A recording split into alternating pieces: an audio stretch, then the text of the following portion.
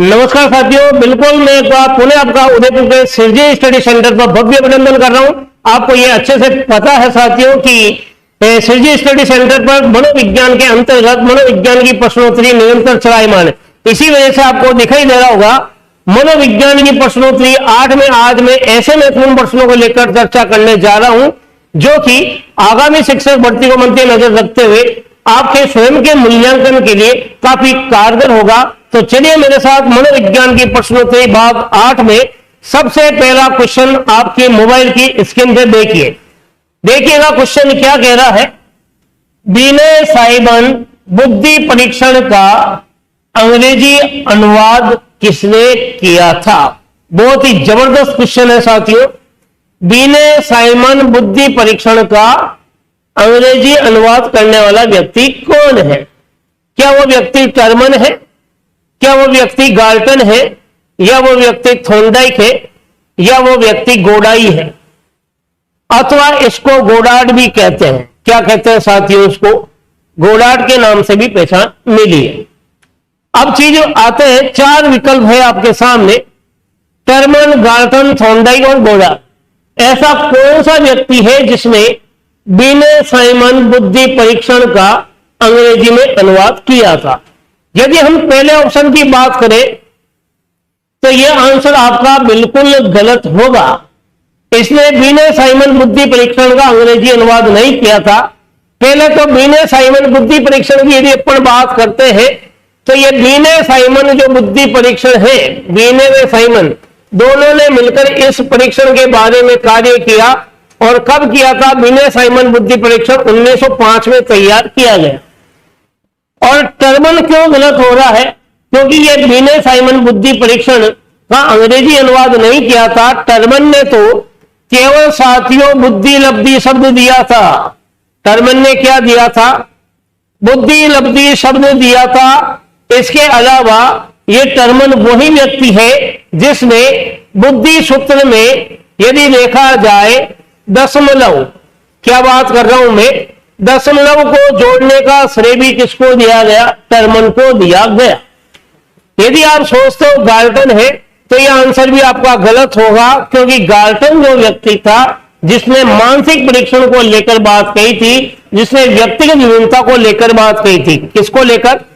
एक तो व्यक्तिगत विभिन्नता को लेकर बात कही, और व्यक्तिगत विभिन्नता शब्द देने वाला पहला व्यक्ति तो कौन था? गाल्टन था, जिसने 1879 में व्यक्तिगत विभिन्नता शब्द को दिया।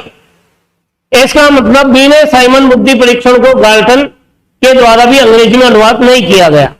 फिर यदि आप सोचते हो थॉर्नडाइक, तो यह भी आंसर नहीं होगा, क्योंकि थॉर्नडाइक ने बुद्धि के अंदर केवल बहुतत्व का सिद्धांत दिया था। कौन सा दिया था?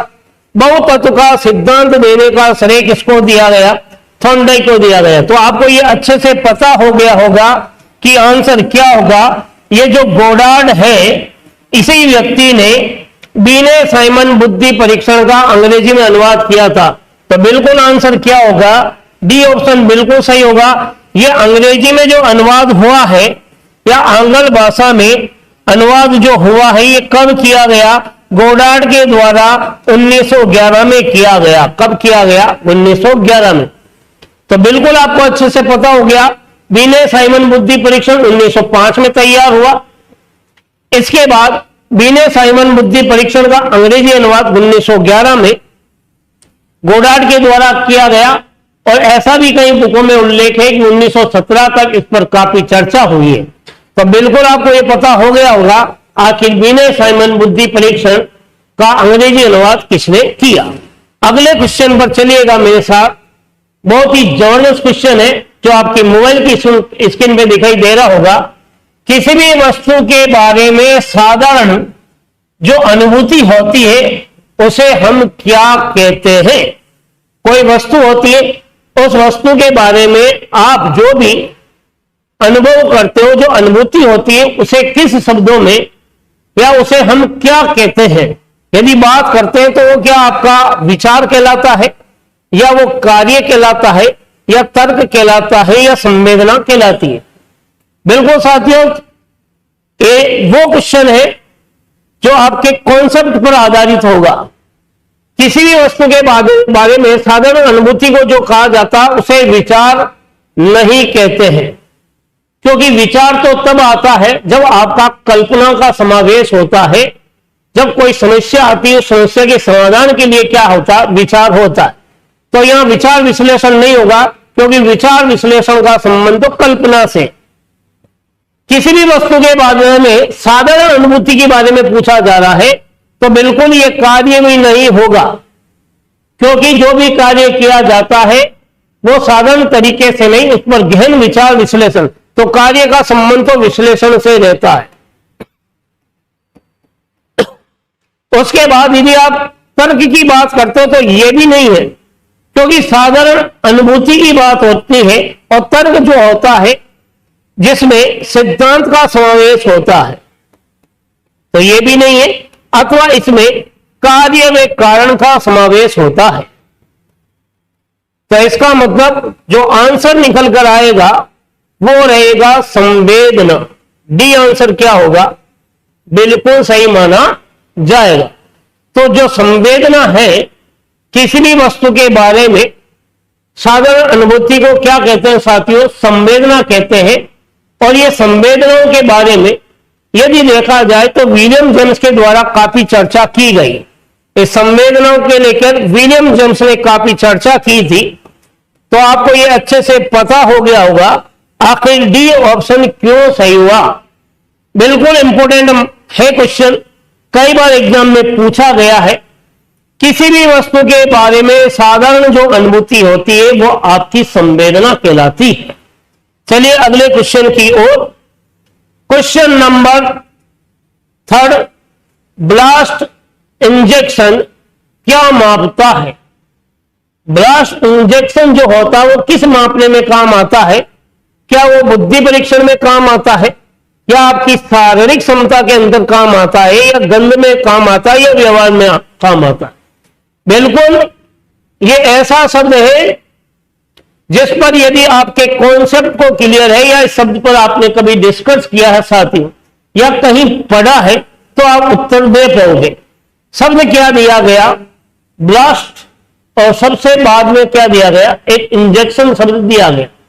तो ब्लास्ट इंजेक्शन की यदि अपन बात करें तो एक ऐसा परीक्षण है जो कि साथियों डायरेक्ट उत्तर की बात करें तो गंध ऑप्शन क्या हो रहा है इसमें सही हो रहा है, क्योंकि गंध के मापने में ब्लास्ट इंजेक्शन को काम में लिया जाता है, एक परीक्षण है साथियों।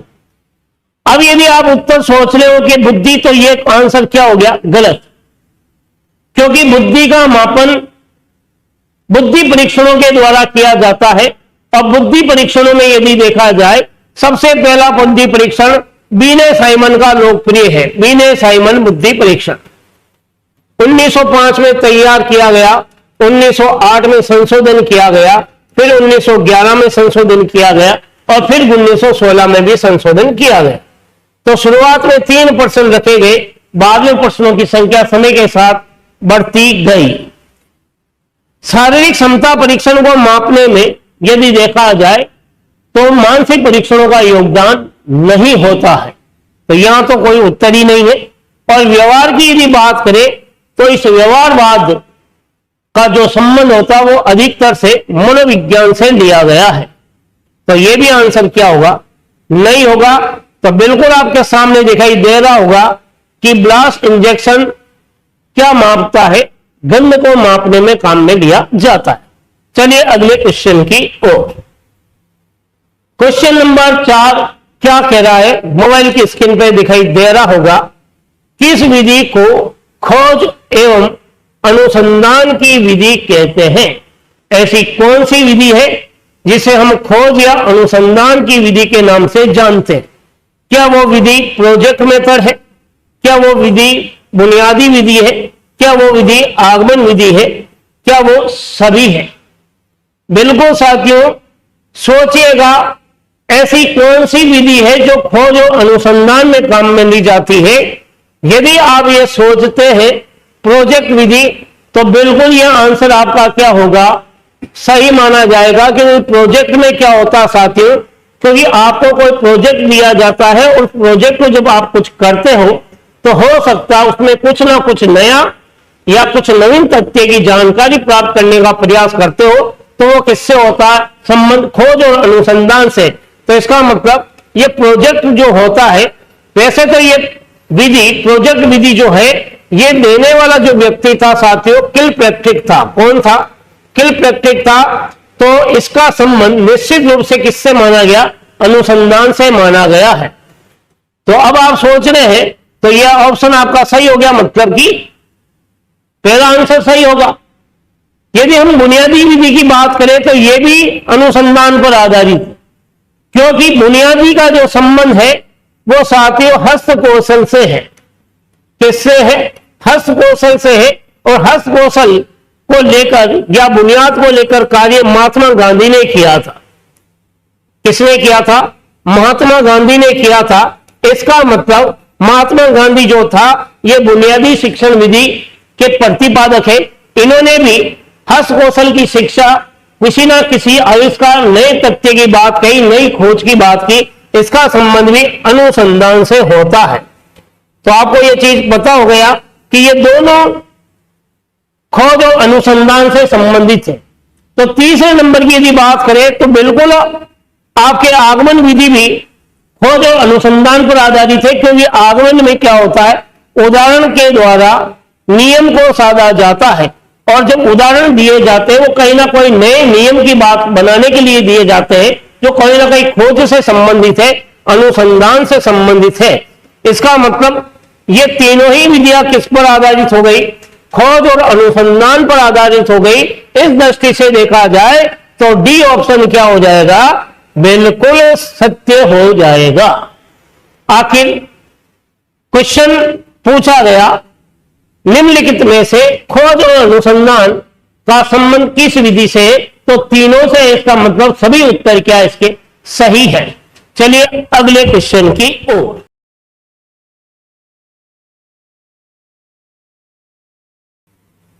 क्वेश्चन नंबर 5 मोबाइल की स्क्रीन पर अंकित है। सफल जीवन का मूलभूत आधार है। यदि कोई व्यक्ति जीवन में सफल हो रहा है या बहुत ही आगे की ओर बढ़ रहा है, प्रगति की ओर बढ़ रहा है, तो इसका मूलभूत आधार क्या है? क्या उसका आधार देखा जाए तो संप्रेषण होगा? क्या उसका आधार भाषा, संप्रेषण दोनों है, या बुद्धि है, या चिंतन है? यदि कोई व्यक्ति जीवन में सफल हो रहा है तो यह मान के चलिए वो भाषा मुख्य आधार नहीं मानी जाएगी। क्यों नहीं मानी जाएगी? भाषा आपके व्यवहार को परिवर्तन नहीं कर सकती। भाषा आपके शब्द भंडार को बढ़ोतरी करती है। शब्दों पर अगर आपको पकड़ हो सकती है, आप भाषा के जानकार हो, जीवन में सफल हो या नहीं हो, ऐसा भाषा का कोई योगदान नहीं है। यदि आप संप्रेषण के बारे में सोचते हो तो यह भी नहीं होगा, क्योंकि संप्रेषण केवल कौशल को विकसित करता है, कौशल को विकसित करता है। यह सफल जीवन का मूलभूत आधार नहीं हो सकता। यदि आप बुद्धि के बारे में सोचते हो कि सफल जीवन आपकी आईक्यू पर आधारित है, तो यह भी नहीं होगा, क्योंकि सफल जीवन का जो मूल मंत्र है वो साथियों चिंतन पर आधारित होता है। किस पर आधारित होता है? चिंतन पर आधारित होता है। यह चिंतन अधिगम से सवाल पूछा गया है। देखिएगा, सफल जीवन का मूलभूत आधार क्या है? चिंतन है। ऐसा कहा गया, जो व्यक्ति ज्यादा चिंतन करता है वो उतना ही क्या होता है? सफल होता है। तो चिंतन का मूलभूत जो आधार है वो है आपकी सफलता। तो सफल जीवन के लिए क्या होना चाहिए? व्यक्ति का चिंतन करना आवश्यक है। तो चिंतन का मूलभूत आधार जो माना गया वो विचार शक्ति मानी गई, जिसको हम सोच शक्ति कहते हैं। और यही सफल जीवन का क्या है? सफल जीवन का आधार है। तो आपको ये पता हो गया आखिर इसका आंसर डी क्यों है। क्योंकि व्यक्ति जब चिंतन करता है, कहते ना, जितना सोचोगे समझोगे उतनी ही विषय वस्तु पर आत्मसात कर पाओगे, और जो विषय वस्तु आत्मसात है वो निश्चित आपको सफलता के चरम बिंदु की ओर लेकर जाती। तो बिल्कुल सफल जीवन का मूल आधार किसे माना गया? चिंतन शक्ति को माना गया है। चलिए आगे की ओर, अगले क्वेश्चन पर। मनोविज्ञान मानव प्रकृति का विज्ञान है, इस कथन का प्रतिपादक कौन है? बिल्कुल आपको जो अंडरलाइन मैंने की है इस पर गौर फरमाइएगा कि मनोविज्ञान मानव प्रकृति का विज्ञान है, यह कथन किसने कहा? क्या यह कथन बोरिंग का है? क्या यह कथन मैकडूगल का है? क्या यह कथन वुडवर्थ का है? या यह कथन क्रो का है? बिल्कुल साथियों, यह मनोविज्ञान की परिभाषाओं से आया हुआ कथन है।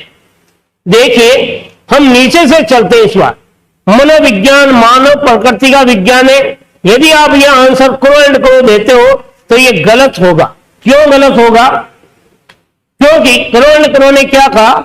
मनोविज्ञान का अर्थ क्या बताया? क्रो एंड क्रो के अनुसार मनोविज्ञान मानव व्यवहार वे मानव संबंधों का अध्ययन है। मानव व्यवहार और मानव संबंधों का क्या है? अध्ययन है। यह बात इसने कही। इसका मतलब मनोविज्ञान ने मानव प्रकृति का विज्ञान कथन नहीं कहा है साथियों। यदि आप उत्तर वुडवर्थ देते हो तो यह भी आंसर नहीं होगा। क्यों नहीं होगा? क्योंकि वुडवर्थ यह कहता है मनोविज्ञान से मेरा अभिप्राय क्या है? मनोविज्ञान से मेरा तात्पर्य देखा जाए तो वातावरण के संपर्क में आने वाले मानव व्यवहारों का एक तरह से क्या करना, यानी कि जो भी वातावरण के संपर्क में आते हैं उसका कैसा बिहेवियर है। इसके अलावा यह वुडवर्थ ने मनोविज्ञान को लेकर व्यवहार पर आधारित बात कही और यह मानव प्रकृति का विज्ञान को लेकर बात हो रही है। तो वुडवर्थ क्या कहता है? मनोविज्ञान वातावरण के संपर्क में आने वाले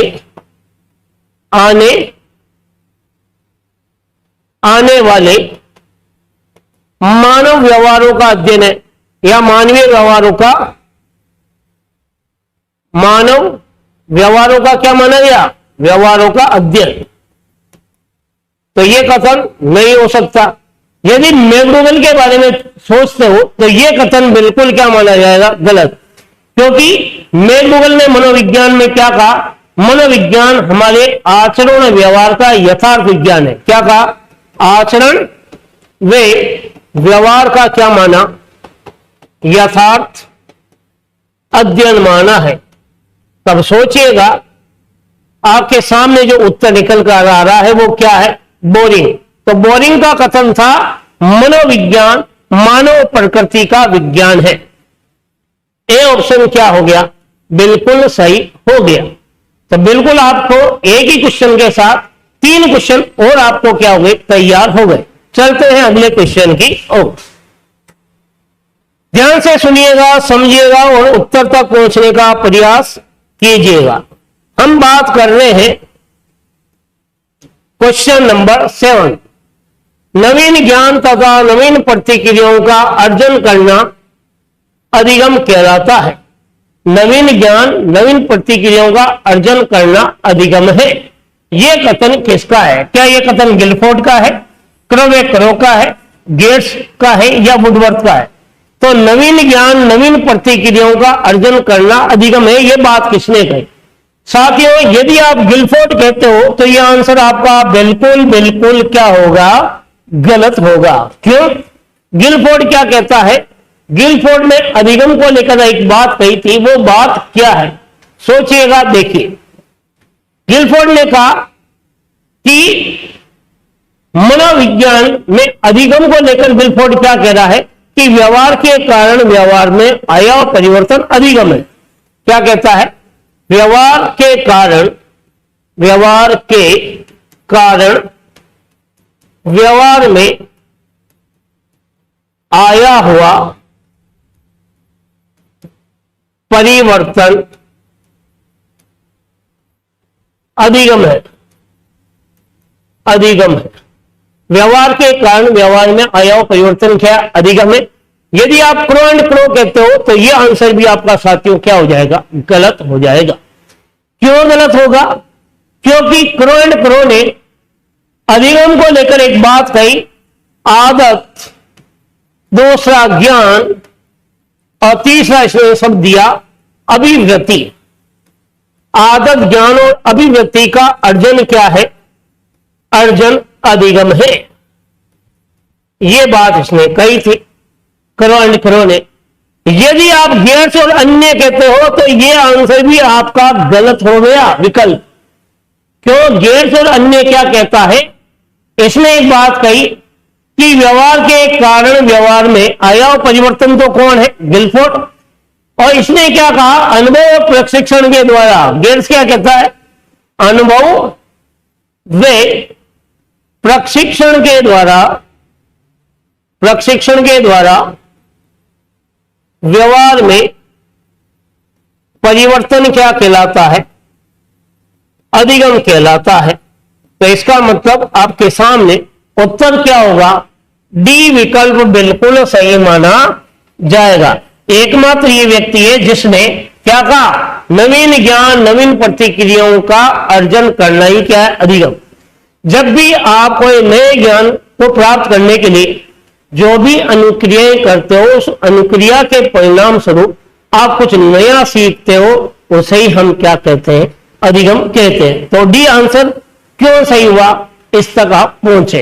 चलिए अगले क्वेश्चन की ओर देखिएगा। जबरदस्त क्वेश्चन है। करके सीखने का विचार दिया था। करके सीखना, कई बार आपने पढ़ा है कि बच्चों को करके सिखाया जाए, क्योंकि करके सीखा हुआ ज्ञान स्थायी होता है और लंबे समय तक व्यक्ति उसे आत्मसात रख सकता है। तो करके सीखने का संबंध है, क्या वो जॉन डीवी है, क्या वो स्किनर है, क्या वो लेविन है, या वो मैस्लो है? चलते नीचे से ऊपर की ओर। यदि आप उत्तर देते हो मैस्लो, तो यह आंसर आपका गलत होगा, क्योंकि मैस्लो ने करके सीखने का उल्लेख नहीं किया था। इब्राहिम मैस्लो, इसका पूरा नाम क्या था साथियों? इब्राहिम मैस्लो। और इस इब्राहिम मैस्लो ने अभिप्रेरणा में पदानुक्रमिक सिद्धांत दिया था। क्या दिया था?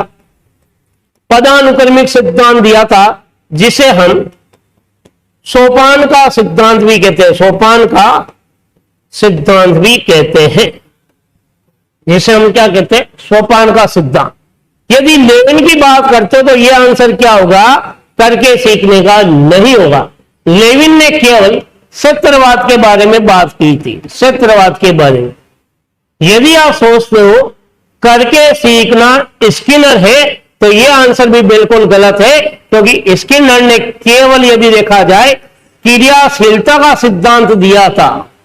क्रियाशीलता का सिद्धांत दिया था, लेकिन क्रियाशीलता में उद्दीपक को भी महत्व दिया था।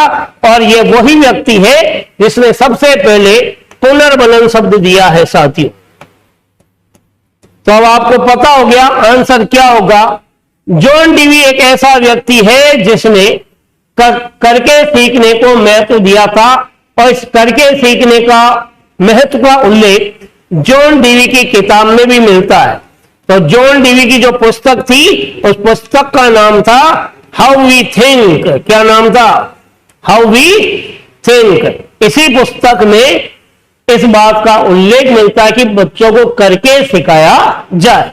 तो आपके सामने ए आंसर क्या हो गया? बिल्कुल सही हो गया। चलिए अगले क्वेश्चन 9 की ओर। 9 क्वेश्चन क्या कह रहा? 9वां क्वेश्चन, यंत्रवत तरीके से सीखने का पर कौन बल देता है? यानी कि ऐसा अधिगम का कौन सा सिद्धांत है जो बच्चों को यंत्रवत तरीके से सीखने पर बल देता है? क्या वो सिद्धांत संबंधवादियों का है? क्या वो सिद्धांत संज्ञानवादियों का है? क्या वो सिद्धांत मनोविश्लेषणवादियों का है, या उपयुक्त सभी?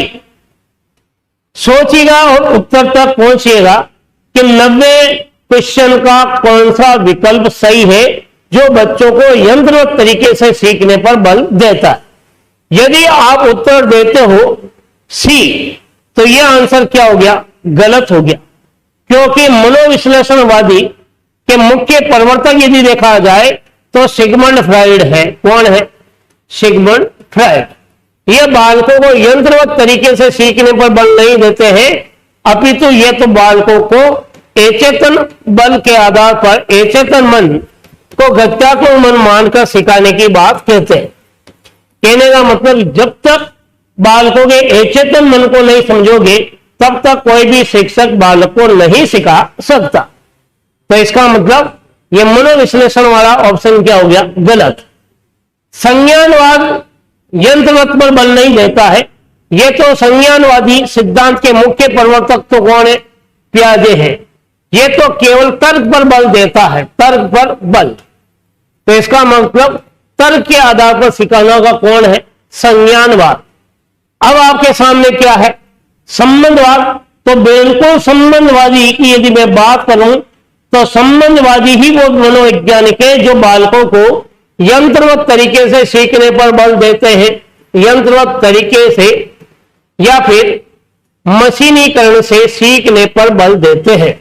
तो ये विकल्प सही माना जाएगा और उपयुक्त सभी तो है ही नहीं है। तो व्यवहारवाद और संबंधवाद एक ही है। एक बात समझिएगा, संबंधवाद को ही व्यवहारवाद कहते हैं और इसके प्रमुख मनोवैज्ञानिकों में थॉर्नडाइक का नाम प्रमुख आता है। इसके अलावा पावलो का भी नाम आता है, स्किनर का भी नाम आता है साथियों, वाटसन का नाम भी आता है, वुडवर्थ का नाम भी आता है। ये काफी ऐसे मनोवैज्ञानिक हैं जिन्होंने बच्चों को यंत्र तरीके से सीखने पर बल देने की बात कही। चलिए आगे की ओर।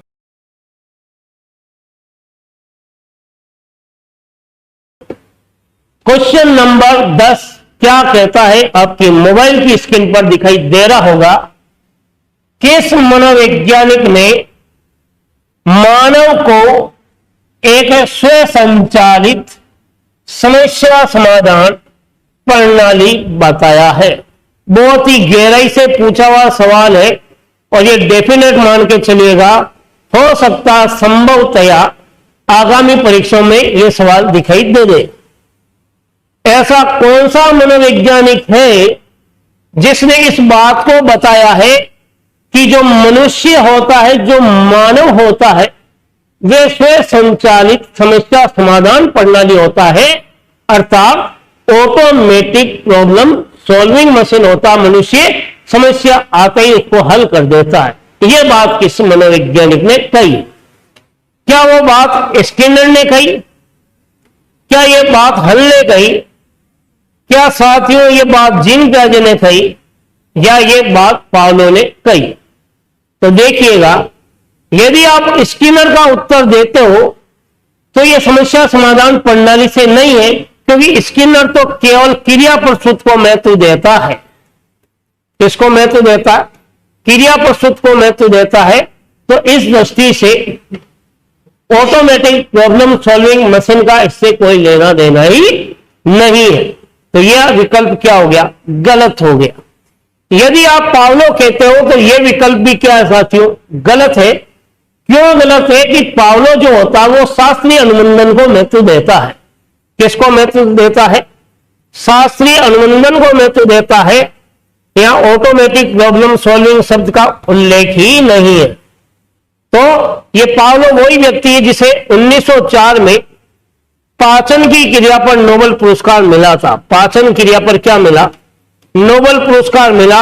और ये पावलो वो व्यक्ति है जिसे अनुबंधन का जनक भी कहते हैं। इसे क्या कहा गया? अनुबंधन का जनक भी कहा गया है। बहुत सारे क्वेश्चन तैयार हो रहे हैं आपके।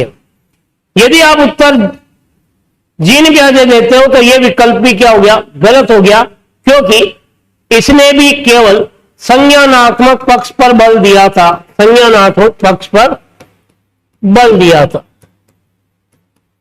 साथ ही चिंतन को महत्व भी देता है। चिंतन को भी महत्व देता है।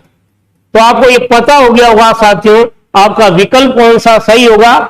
एकमात्र हल व्यक्ति है। हल का पूरा नाम क्लार्क लियोनार्ड हल है। क्या नाम है? क्लार्क लियोनार्ड हल। और इसी व्यक्ति ने 1915 में सिद्धांत दिया था और वो सिद्धांत पुनर्बलन का सिद्धांत कहलाता है। कौन सा सिद्धांत? पुनर्बलन, जिसे हम परबलन का सिद्धांत भी कहते हैं। और इसी सिद्धांत को समझाते हुए इसने ये बात कही थी, क्योंकि मनुष्य एक क्या है, स्वयं संचालित समस्या समाधान प्रणाली है। ये बात किसने कही थी? हल ने कही थी, क्योंकि बालक को पुनर्बलन देकर सिखाने की बात कहता है, लेकिन पुनर्बलन कब मिलता है? जब बालक को क्या हो, खुद को आवश्यकता महसूस हो। इसका मतलब पुनर्बलन कब हो? जब बालक कोई कार्य करता है, जैसे ही कोई समस्या आती है बालक कार्य करने लगता है। एक बात सोचिएगा कि आप खाना कब खाते हो? जब आपको भूख लगती है। तो भूख आपकी क्या है? आवश्यकता है, और उस आवश्यकता को भोजन नामक उद्दीपक क्या कर सकता? शांत। इसका मतलब मनुष्य के सामने जैसे ही समस्या आती है तुरंत प्रभाव से वो क्या होता? क्रियाशील होता है, और उसका क्रियाशील होना और उसको भोजन की प्राप्ति होना, समस्या का हल होना, और एक तरह से वो उसके लिए क्या? पुनर्बलन है। इसी वजह से हल ने मनुष्य को ऑटोमेटिक प्रॉब्लम सॉल्विंग मशीन की संज्ञा दी थी। तो बिल्कुल आपको पता हो गया होगा 10वें का बी आंसर क्यों सही है, आखिर बी विकल्प क्यों सही हुआ। चलते हैं अगले क्वेश्चन की ओर। क्वेश्चन नंबर 11 आपकी मोबाइल की स्क्रीन पर बहुत ही जबरदस्त है, कई बार एग्जाम में पूछा है। मैं अपनी चाबी मेरे टेलीफोन के पास की खूंटी पर टांगता था। एक कोई मनुष्य है, वो प्रतिदिन अपनी चाबी कहां टांग रहा है? कोई टेलीफोन स्थान है, उस टेलीफोन के पास कोई खूंटी होगी, वहां पर टांगता है। अब मैंने चाबियां रखना की जगह बदल दी। पहले मैं चाबी कहां रखता था? टेलीफोन के पास खूंटी थी, वहां रखता था। लेकिन कुछ दिनों से मैंने वहां चाबी रखना क्या होगी? बंद कर दी। फिर भी मैं चाबी लेने के लिए उस खूंटी के पास जाता हूं। यह उदाहरण है। यानी कि कहने का मतलब यह है साथियों कि मैं पहले एक निर्धारित स्थान था टेलीफोन, जिसके पास एक खूंटी थी, उस खूंटी पर मैं चाबी लटकाता था। लेकिन कुछ दिनों से मैंने वहां चाबी रखना बंद कर दिया। लेकिन फिर भी मैं जो पुराने स्थल पर मैं जा रहा हूं, तो इसका संबंध क्या है और यह संबंध कौन से सिद्धांत की ओर संकेत कर रहा है? ये दोनों ही बात इसमें छिपी हुई है। क्या इसका संबंध उद्दीपक अनुक्रिया है? क्या इसका संबंध आपकी लापरवाही है कि आप भूल गए, आपको पता उस स्थान पर नहीं रख रहे हो फिर भी जा रहे हो? क्या इसका संबंध अभिप्रेरणा है? क्या वो खूंटी आपको बार बार आपको बुला रही है? क्या इसका संबंध शास्त्रीय अनुबंधन है? बहुत ही जबरदस्त क्वेश्चन है साथियों, आपकी दिमाग की घंटियों को हिला देगा। तो देखिए और सोचिए, जितना सोचोगे उत्तर तक नजदीक तक पहुंचोगे। वापिस क्वेश्चन को समझिएगा। मैं अपनी चाबियां मेरे टेलीफोन के पास की खूंटी पर टांगता था। अब मैंने चाबियां रखने की जगह बदल दी है, फिर भी मैं चाबी लेने के लिए खूंटी के पास जाता हूं। तो यह उदाहरण है, बिल्कुल यह उद्दीपक अनुक्रिया का उदाहरण नहीं होगा, क्योंकि उद्दीपक अनुक्रिया का उदाहरण तो थॉर्नडाइक पर आधारित है। किस पर आधारित है? थॉर्नडाइक पर आधारित है। और यह थॉर्नडाइक ने उद्दीपक अनुक्रिया को 1913 में दिया। मान लेते हैं भोजन एक क्या है? उद्दीपक का काम। भोजन को देखकर आप भोजन की प्राप्ति के लिए जो क्रियाशील होते हो, तो वो आपके लिए क्या? उद्दीपक अनुक्रिया या अनुक्रिया को प्रेरित करता। लापरवाही होगा नहीं। आप लापरवाह थोड़ी हो कि आपने 5 दिन से वहां रख रहे थे, 5 दिन से नहीं रख रहे हो, फिर भी आप वहां जा रहे हो, नहीं जा रहे हो, तो लापरवाही का संबंध होगा नहीं। क्या वो खूंटी आपको प्रेरित कर रही है? नहीं कर रही है, ये भी होगा नहीं। तो बिल्कुल ऑप्शन क्या होगा? शास्त्रीय अनुबंधन होगा, जो कि साथियों पावलो के सिद्धांत को संकेत करता है। और पावलो ने एक बात कही थी अपने सिद्धांत को समझाने के लिए, क्योंकि पावलो ने डोक की लार्वे ग्रंथि पे कार्य किया था, लार्वे ग्रंथि पर। अब क्या बात कही थी पावलो ने? पावलो ने एक बात की थी, जब किसी अस्वाभाविक उद्दीपक को बार बार स्वाभाविक उद्दीपक के साथ प्रस्तुत करते हो, तो एक समय यह आता है कि अस्वाभाविक उद्दीपक का स्वाभाविक उद्दीपक की स्वाभाविक अनुक्रिया के साथ उस अस्वाभाविक उद्दीपक का क्या जुड़ जाता है? संबंध। इसे ही हम क्या कहते हैं? शास्त्रीय अनुबंधन कहते हैं। जो क्रिया पहले स्वाभाविक उद्दीपक को देखकर हो रही थी, वही क्रिया अस्वाभाविक उद्दीपक को देखकर हो रही। कैसे? पहले स्वभाव था कि आप उस निश्चित खूंटी पर रखी हुई चाबी लेने वहां जा रहे थे, ये आपके स्वभाव में आदत हो गई। लेकिन 5-6 दिन बाद आपने उस खूंटी की जगह दूसरी जगह चाबी रखी, लेकिन आपके स्वभाव की वजह से आप वहां वापिस पहुंच गए। तो एक तरह से स्वाभाविक उद्दीपक के पास पहुंचे, लेकिन अस्वाभाविक उद्दीपक जो दूसरे स्थान था उस पर आपकी अनुक्रिया हुई। तो यही तो क्या कहता है, शास्त्रीय अनुबंधन का सिद्धांत कहलाता है। तो बिल्कुल ये डी ऑप्शन इसका क्या माना जाएगा, बिल्कुल सही माना जाएगा। सर्कस में जितने भी करतब दिखाए जाते हैं साथियों, यदि देखा जाए हाउ कहने पर, जैसे ही हाउ कहते हैं बच्चा डर जाता है, तो कहने का मतलब जो भ्रम है, भ्रांतियां, उसको दूर करने में भी शास्त्रीय अनुबंधन का ही योगदान होता है। तो पावलो एक ऐसे मनोवैज्ञानिक थे जिसे पाचन की क्रिया पर नोबेल पुरस्कार मिला। तो डी आंसर क्या हो गया, बिल्कुल सही हो गया। चलिए अगले क्वेश्चन की ओर। बहुत ही जबरदस्त है। साइकिल सीखने के बाद स्कूटर सीखने में प्रशिक्षण का स्थानांतरण क्या कहलाता है। मान लेते हैं आपको साइकिल चलाना आता है और भविष्य में यदि आप स्कूटर चलाने का प्रयास कर रहे हो और वो साइकिल चलाने का योगदान स्कूटर में हो रहा है, तो वो कौन सा अंतरण है। स्थानांतरण को ही क्या कहते हैं साथियों, इस स्थानांतरण को ही हम अंतरण के नाम से भी जानते हैं। क्या वो अंतरण शून्य है, क्या वो ऋणात्मक है, क्या वो द्विपार्श्विक है, या वो धनात्मक है। पहले तो आप अंतरण को याद होना चाहिए। अंतरण क्या होता है, एक स्थिति में सीखे गए ज्ञान का प्रयोग दूसरी स्थिति में सहायक है तो क्या कहलाता, सकारात्मक। दूसरी इसी में बाधक है तो नकारात्मक, न सहायक है न बाधक है तो शून्यात्मक। तो यहां क्या पूछा जा रहा है, साइकिल चलाने का आपको ज्ञान है और आप भविष्य में स्कूटर चलाने का प्रशिक्षण ले रहे हो, तो वो आपके लिए क्या सहायक ही तो है। और सहायक जहां होता है वहां क्या है, सकारात्मक। और सकारात्मक को ही धनात्मक कहा गया। तो डी आंसर क्या हो गया, बिल्कुल सही माना गया। द्विपार्श्विक होगा नहीं, ऋणात्मक होगा नहीं, शून्य होगा नहीं। क्यों, यदि साइकिल का ज्ञान और स्कूटर चलाने में न तो सहायता करता है न बाधा पहुंचा रहा, तब क्या होता, शून्य। ऋणात्मक इसलिए नहीं होगा क्योंकि साइकिल का ज्ञान स्कूटर चलाने में बाधकता उत्पन्न थोड़ी कर रहा, इसलिए नहीं होगा। द्विपार्श्विक इसलिए नहीं होगा, मानव शरीर को दो भागों में बांटा गया, दायां और बायां। दाएं से सीखा हुआ ज्ञान बाएं की ओर और बाएं से सीखा हुआ ज्ञान दाएं की ओर हो, तब द्विपार्श्विक अंतरण कहलाता है। मान लेते हैं कई बार टीचर बच्चों को इस हाथ से पीटते पीटते इस हाथ से भी पीटता है, मंदिर जाते हो घंटी को इस हाथ से बजाते बजाते इस हाथ से भी बजाते हैं, वो कौन सा कहलाता है, द्विपार्श्विक अंतरण कहलाता है। यहां पर ऐसा कुछ हो रहा है, नहीं हो रहा। तो केवल आंसर क्या होगा, धनात्मक अंतरण बिल्कुल सही होगा। चलिए अगले क्वेश्चन की ओर। बहुत ही जबरदस्त है क्वेश्चन नंबर 13। विस्मरण का संबंध अधिगम के किस सिद्धांत से है।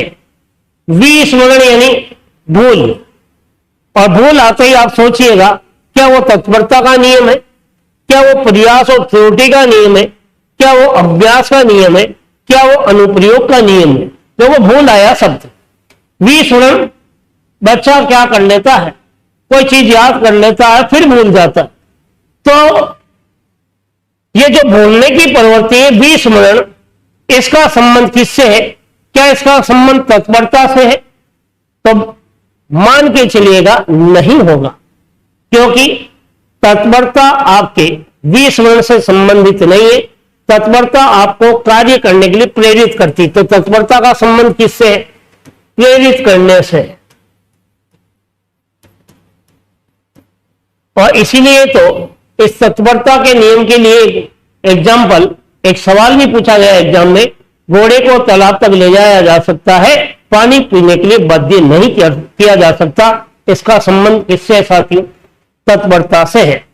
यदि आप प्रयास और त्रुटि की बात करते हो, बच्चा गलती करता है, प्रयास करता है, फिर गलती करता है और अंत में सीख लेता है, ये तो आपके उद्दीपक अनुक्रिया पर आधारित है।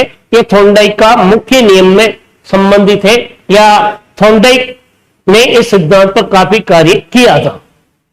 यह भी ऑप्शन होगा नहीं, अभ्यास की यदि बात करते हो तो ये आंसर बी नहीं होगा, क्योंकि अभ्यास क्या करता है, आपकी कठिन विषय वस्तु को भी क्या करता है, आपकी कठिन विषय वस्तु को भी आपको चिरस्थायी बनाता है। ये क्या है, चिरस्थायी के लिए तो योगदान देता है, लेकिन साथियों अनुप्रयोग जो होता है, बार बार जो अनुप्रयोग किए जाते हैं, ये आप पर किस पर आधारित है, आपके विस्मरण पर आधारित होते हैं। मान लेते हैं कोई चीज आप भूल रहे हो तो वापस प्रयोग करते हो तो याद आती है, फिर प्रयोग करते तो याद आती, एक समय यह आता कि वो क्या हो जाती है, सदैव के लिए आत्मसात हो जाती है। यदि यहां पर अनुप्रयोग नहीं होता तो अभ्यास का उत्तर सही माना जाता, क्योंकि अभ्यास के नियम के ही दो भाग हैं। अभ्यास के नियम के दो भाग हैं, और कौन कौन से, एक तो हो गया उपयोग और एक क्या हो गया, अनुप्रयोग। ये थॉर्नडाइक के सिद्धांत में प्रमुख नियमों की बात हो रही है। उपयोग का नियम कार्य पर आधारित है और अनुप्रयोग का नियम विस्मरण पर आधारित है, और यहां से यह सवाल पूछा गया। तो डी आंसर क्या होगा साथियों, बिल्कुल सही माना जाएगा।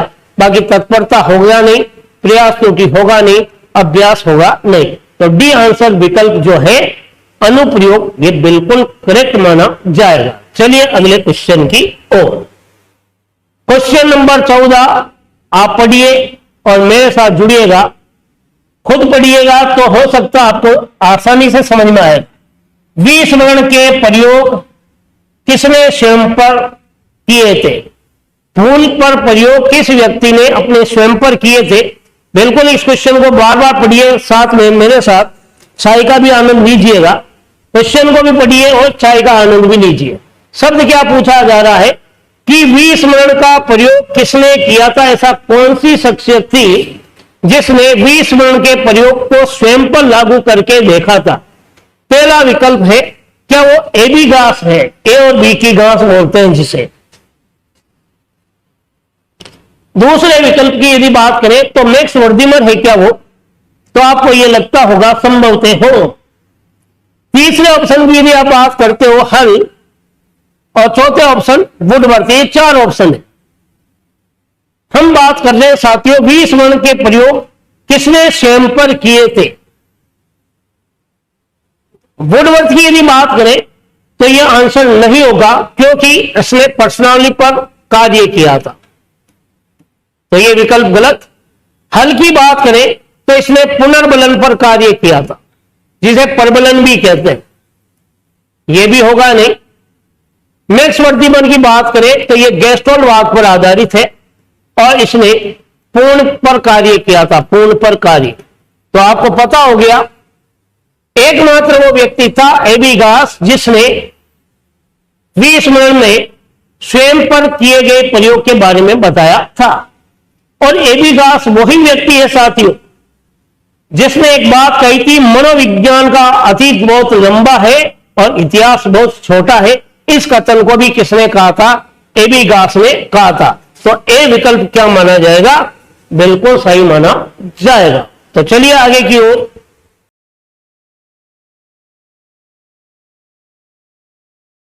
क्वेश्चन नंबर 15, सामूहिक अचेतन का संपत्ति किसने प्रतिपादित किया? 4 ऑप्शन है, देखिए सुनिए समझिए।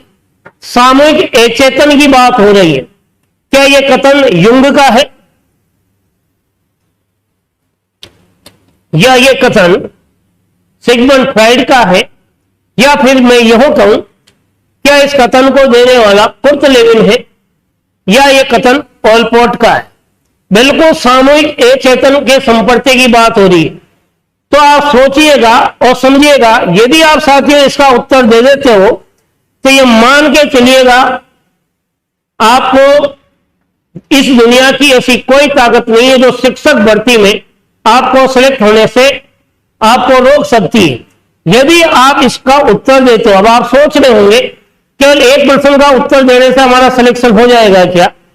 बिल्कुल ये वो क्वेश्चन है, इसका उत्तर वही व्यक्ति दे सकता है प्रतियोगी जिसने मनोविज्ञान को गहराई से समझने का प्रयास किया। बिल्कुल बात हो रही है सामूहिक ए चेतन के संप्रत्यय को प्रतिपादित किसने किया?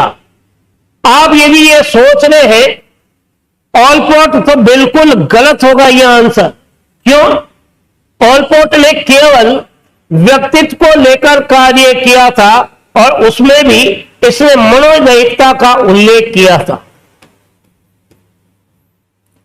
यदि आप कुर्ट लेविन को सोचकर दे रहे हो आंसर, तो यह विकल्प भी गलत है, क्योंकि इसने केवल क्षेत्रवाद पर कार्य किया, उद्देश्य को लेकर बात कही और यहां तक अभिप्रेरणा को लेकर भी बात कही थी। यदि आप उत्तर दे रहे हो बी, तो यह आंसर साथियों क्या होगा? यह सही नहीं होगा। अधिकतर के उत्तर बी ही होंगे, क्योंकि जब भी आपको अचेतन मन आता है तो तुरंत आप उत्तर क्या देते हो? सिगमंड फ्राइड देते हो। तो सिगमंड फ्राइड ने तो मनोविश्लेषण पर कार्य किया है और केवल अचेतन मन की बात कही है।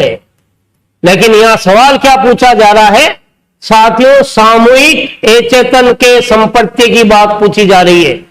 और ये सिगमंड फ्राइड का जो शिष्य था, फ्राइड का शिष्य, जिसे हम क्या कहते हैं? जिसे हम युंग भी कहते हैं और जुंग भी कहते हैं। यही वो शख्सियत है जिसने सामूहिक अचेतन को लेकर कार्य किया है। बहुत ही जबरदस्त क्वेश्चन है और कई बार एग्जाम की दृष्टि से इतना उपयोगी माना गया और पूछा भी गया है। तो चलिए अगले क्वेश्चन की ओर। क्वेश्चन नंबर 16 आपकी मोबाइल की स्क्रीन पर दिखाई दे रहा है। रुचि का पहलू है। बहुत ही जबरदस्त क्वेश्चन, सीधा सा पूछ लिया गया। रुचि का पहलू किसे माना गया? क्या जिज्ञासा को, अनुभव को, जानने को या सभी को? पहले तो इस रुचि के संपत्ति को आप समझिए। यदि ये संपत्ति समझ में आ गया तो ये मान के चलिएगा ये आपको बिल्कुल आंसर तक पहुंचाएगा। रुचि शब्द रुच धातु से निकला है। किससे निकला है? रुच धातु। और इसका अर्थ क्या होता है? इस रुच का अर्थ होता है, देखा जाए तो आपका क्या है? योग्यता होती है। योग्यता बोले तो आपका इंटरेस्ट होता है। एक तरह से किसी की योग्यता आधा किलो मिठाई खाने की है और किसी की योग्यता पाव मिठाई खाने की। तो एक तरह से दोनों में क्या हो रहा? अंतर। तो रुचि का अर्थ एक क्या हुआ? अंतर करना भी हुआ। एक इसका अर्थ फर्क पड़ना भी हुआ। अब उत्तर तक पहुंचोगे। जब रुचि होती है तो कठिन विषय वस्तु को भी आपको जानने की इच्छा होती है, जिज्ञासा। तो रुचि का पहलू क्या है? जिज्ञासा है। जब रुचि होती है, रुचि कब होगी? जब आपने उसके बारे में पहले सुन रखा हो, आपने अनुभव ले रखा हो, तो रुचि का पहलू क्या हो गया? अनुभव भी होगा। उसके बारे में, उस शख्सियत के बारे में आप जिज्ञासा रखते हो और जिज्ञासा रखना जानना भी है। तो तीनों ही विकल्प सही है। इसका मतलब डी आंसर क्या होगा? इसका बिल्कुल करेक्ट माना जाएगा। तो बहुत ही जबरदस्त क्वेश्चन था ये 16। चलिए आगे की ओर। व्यक्तित्व समायोजन की प्रत्यक्ष विधि। व्यक्तित्व समायोजन की प्रत्यक्ष विधि की बात कर रहा हूं और उसमें 4 विकल्प है।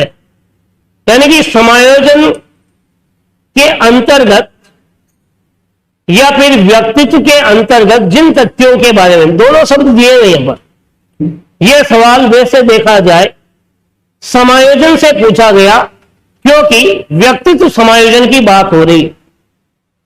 तो प्रत्यक्ष विधि कौन सी है? क्या शोधन है, प्रक्षेपण है, प्रतिगमन है या प्रतिस्थापन है?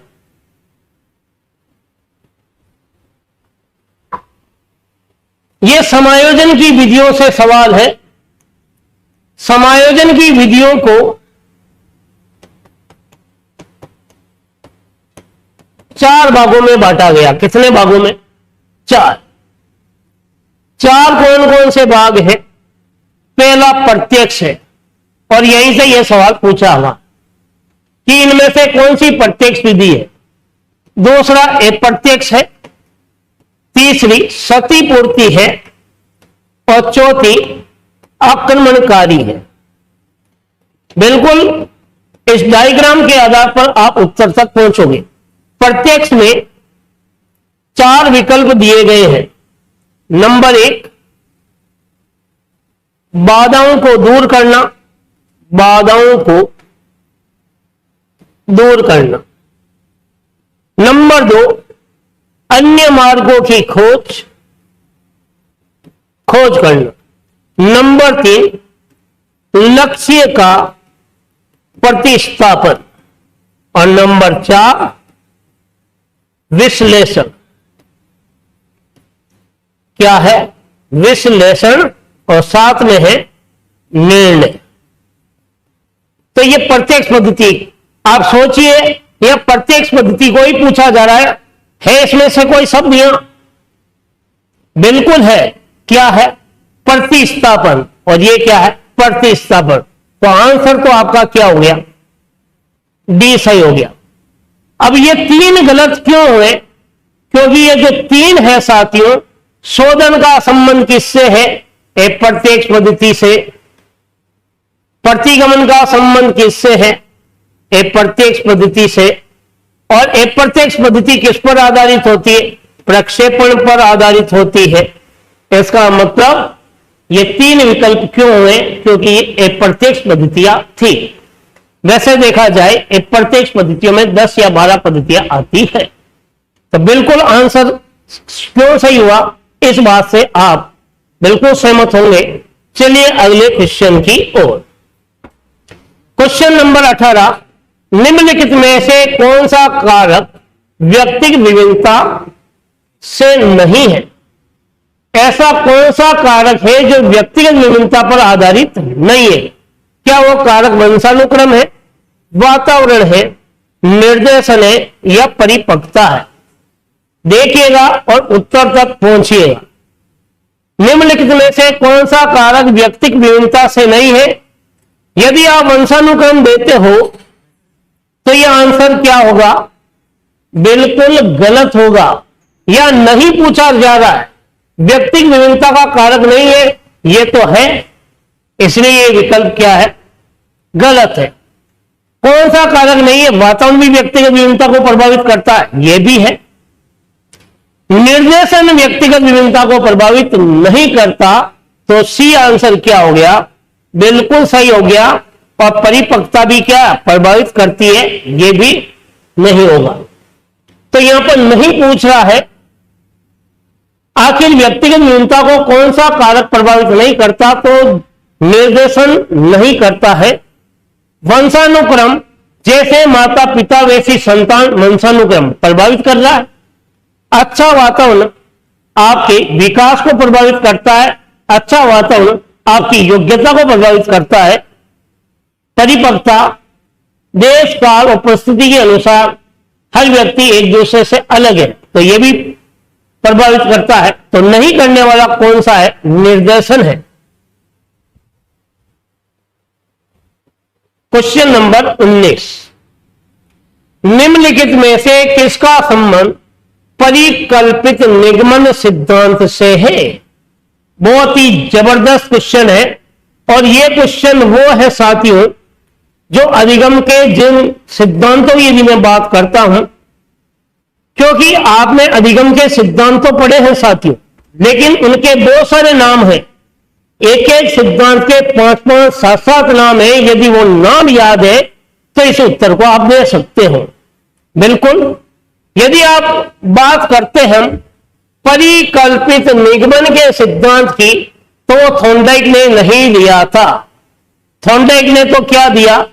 उद्दीपक अनुक्रिया दिया था। इसके अलावा थॉर्नडाइक ने क्या दिया? संयोजनवाद दिया था। इसके अलावा थॉर्नडाइक ने एसआर थ्योरी दी थी, तो यह थॉर्नडाइक का होगा नहीं। यदि आप पावलो कहते हो तो यह भी नहीं होगा, क्योंकि पावलो ने जो दिया था वो क्लासिकल अनुबंधन दिया था। क्या दिया था? क्लासिकल अनुबंधन। और पावलो ने अनुकूलित अनुक्रिया दी थी, अनुकूलित अनुक्रिया। और पावलो ने शास्त्रीय अनुबंधन को दिया। तो ये भी नहीं होगा। यदि गूथरी की बात करते हो तो ये आंसर क्या होगा साथियों, ये भी गलत होगा। गूथरी ने समीपता अनुबंधन का सिद्धांत दिया था, समीपता अनुबंधन। आंसर क्या होगा, डी बिल्कुल सही माना जाएगा। तो आप समझ गए होंगे आखिर यहां पर परिकल्पित निगमन का सिद्धांत किसने दिया, हल ने दिया। हल ने यह सिद्धांत कब दिया था, 1915 में दिया। हल के सिद्धांत को विधिक सिद्धांत भी कहते हैं, इसको पुनर्बलन का सिद्धांत भी कहते हैं, इसको परबलन का सिद्धांत भी कहते हैं, इसको सुव्यवस्थित का सिद्धांत भी कहते हैं। इसी हल के सिद्धांत को उद्देश्य प्रवणता का सिद्धांत भी कहते हैं, इसको चालकता का सिद्धांत भी कहते हैं, इसको आवश्यकता का सिद्धांत भी कहते हैं, और इसी को परिकल्पित निगमन का सिद्धांत भी कहते हैं। अब बिल्कुल आपको समझ में आ गया होगा आखिर 19वें क्वेश्चन का डी विकल्प क्यों सही हुआ। चलिए आगे की ओर। क्वेश्चन नंबर 20 और आज के सेशन का अंतिम क्वेश्चन आपकी मोबाइल की स्क्रीन पर आंतरिक अभिप्रेरणा का संबंध है। यह अभिप्रेरणा से पूछा हुआ सवाल है और उसमें भी अभिप्रेरणा के प्रकारों से आया हुआ सवाल है।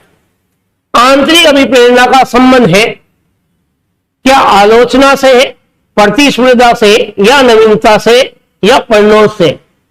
सोचिए, हम बात कर रहे हैं अभिप्रेरणा की, और अभिप्रेरणा के दो प्रकार है। एक तो क्या है, सकारात्मक। इस सकारात्मक को हम क्या कहते हैं, आंतरिक कहते हैं। और एक क्या है, नकारात्मक। इस नकारात्मक को हम क्या कहते हैं साथियों, बाह्य कहते हैं। अब आपसे सवाल पूछा जा रहा है आखिर आंतरिक अभिप्रेरणा का संबंध किससे है। पहले तो ये सकारात्मक के अंतर्गत जो चीज आती है, यदि हम उसकी बात करें तो आंतरिक में सकारात्मक में एक शब्द आता है मूल परिवर्ती। क्या आता है साथियों, मूल परिवर्ती। इसके अलावा एक शब्द आता आवश्यकता, एक शब्द आता है उद्दीपक, एक शब्द आता है चालक। तो अब सोचिएगा क्या ये चार शब्द इसमें दिखाई दे रहे हैं। अब आप चार शब्द इसमें ढूंढ रहे हो तो आपको नहीं दिखाई दे रहे, क्योंकि चालक का एक नाम परिणोद भी कहते हैं। चालक को क्या कहते हैं, परिणोद। तो बिल्कुल यह आंसर आपको पता हो गया होगा, यह परिणोद क्यों सही है। तो परिणोद को चालक भी कहा गया, इसको अंतर्नोद भी कहते हैं। ये जो तीन ऑप्शन है या तीन विकल्प है, इनका जो संबंध है यह बाह्य अभिप्रेरणा से है। किससे है, बाह्य अभिप्रेरणा से है। नवीनता हो गया, इसके अलावा प्रतिस्पर्धा भी हो गया। तो आपको इस बात का परिज्ञान हो गया होगा कि आखिर आंतरिक अभिप्रेरणा से संबंधित विकल्प जो होगा वो क्या कहलाएगा, परिणोद कहलाएगा। तो बिल्कुल साथियों, अगर आपको ये वीडियो पसंद आया तो इसको ज्यादा से ज्यादा शेयर कीजिएगा।